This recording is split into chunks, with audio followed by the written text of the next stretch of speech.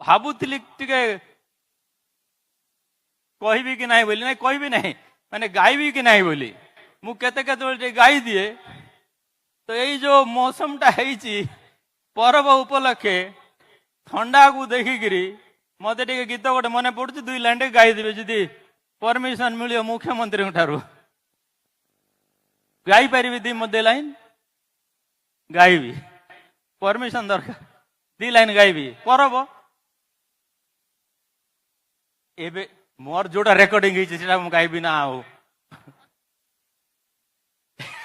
ମତେ ଦିଲ୍ଲୀ ପଠେଇଦେଲେ, ମୋର କଣ ଭୁଲ ଅଛି? ନବରଙ୍ଗପୁରିଆ ଭାଇ ମାନେ ଦିଲ୍ଲୀ ପଠେଇଦେଲେ, ଦିଲ୍ଲୀ ଗାନା ମନେ ପଡୁଛି। ଥଣ୍ଡା ପାଇଁ ମତେ ମଝିରେ ମଝିରେ ମନେ ପଡେ,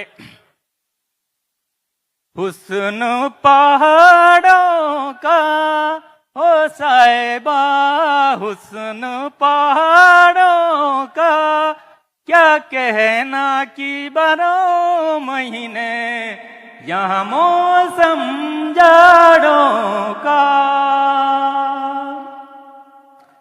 ऋतु ये सुहानी है मेरी जान, ऋतु ये सुहानी है कि सर्दी से डर कैसा संग गर्म जवानी है।